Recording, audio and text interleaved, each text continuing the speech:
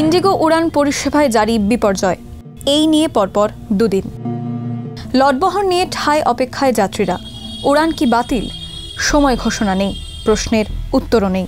শুক্রবারও কলকাতা বিমানবন্দরের ছবি যেন দূরপাল্লার বাস টার্মিনাসের মতোই। মানে বিচ্ছিরি অবস্থা। পাটনা আমি যাচ্ছিলাম সোনপুর মহোৎসব অ্যাটেন্ড করতে, আমি আর্টিস্ট।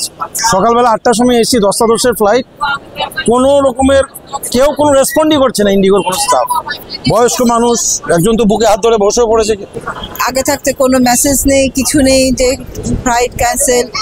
খুব বিশেষ কারণে যাচ্ছিলাম, কিন্তু এত অসুবিধায় পড়তে হলো বাচ্চা কাচ্চা নিয়ে। খুব মুশকিল, খুব অসুবিধা হয়েছে আমাদের।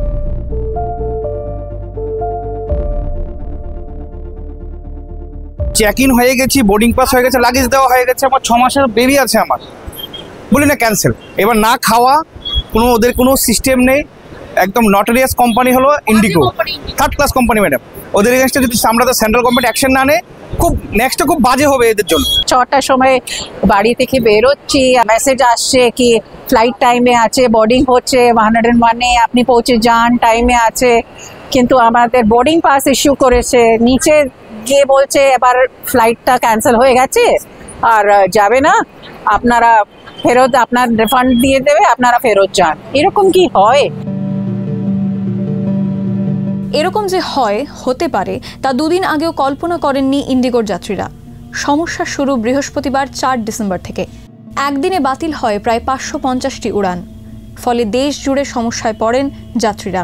তবে বাতিল রোগ নতুন নয়। জানা যায় গোটা নভেম্বরে 1232টি উড়ান বাতিল করেছে সংস্থাটি। ঠিক কী কারণে এই সমস্যা তা স্পষ্ট নয়। পরিষেবা বিপর্যয়ে যাত্রীদের কাছে ক্ষমা চেয়ে সংস্থাটি জানিয়েছে, অসুবিধার জন্য আমরা আন্তরিকভাবে ক্ষমাপ্রার্থী। রাতারাতি এই সমস্যার সমাধান হবে না। পরিষেবা স্বাভাবিক করতে আমাদের পক্ষে যা যা করা সম্ভব তা দ্রুত করা হবে। শুক্রবারেও একই ছবি। এদিন বাতিল হয়েছে 600-রও বেশি উড়ান।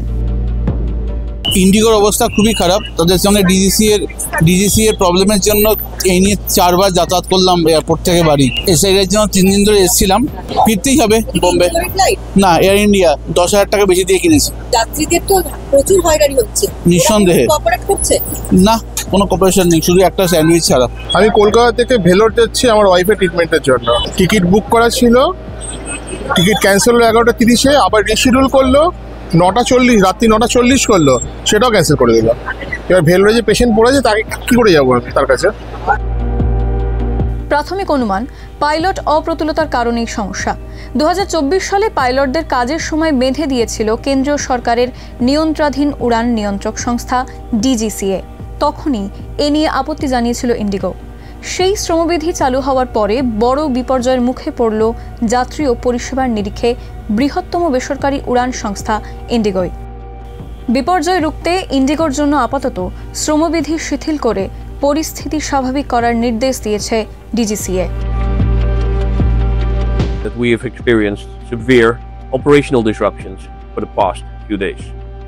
Since then, the crisis continued to aggravate, with today, December 5th, being the most severely impacted day, with the number of cancellations well over 1,000, or more than half of our number of daily flights. I, on behalf of all of us at Indigo, would like to extend our sincerest apologies for the major inconvenience this has caused to many of our customers on account of delays or cancellations. The situation is a result of various causes. DGCA in providing specific FDTL implementation relief is of great help. Still, there's lots of work in progress. But going forward from here, in alignment with the Ministry of Civil Aviation and DGCA, we do expect to further improve every day. Indigo বিপর্যয়ে কেন্দ্রের দিকেই আঙুল বিরোধী দলনেতা রাহুল গান্ধীর। X হ্যান্ডেলে তিনি লিখেছেন, সরকারের মনোপলির মডেলের কারণেই এই দুরবস্থা। নাগরিকদের তার মূল্য চোকাতে হচ্ছে। সব ক্ষেত্রেই সুস্থ প্রতিযোগিতা থাক, গড়াপেটার মনোপলি যেন না থাকে। একই সুরে সরব প্রিয়াঙ্কাও। See, on the issue of monopoly, we all know that throughout the country, most things belong to only few people, and that is the doing of this government. And that is not healthy. It's not healthy for the economy, it's not healthy for democracy, it's not healthy for the country. কেউ যাচ্ছেন চিকিৎসার জন্য দূরে, তো কেউ কাজে, বিয়ে বাড়িতে কিংবা বেড়াতে। বিমান সংস্থা বলছে 7 দিনের মধ্যেই বাতিল উড়ানের টিকিটের দাম ফিরিয়ে দেওয়া হবে। তবে যাত্রা ভণ্ডুলে যে বাকি ক্ষয়ক্ষতি, তার কি হবে? কেন এত বড় সংস্থা এমন সংকটের মুখে পড়ল? উত্তর নেই যাত্রীদের কাছে।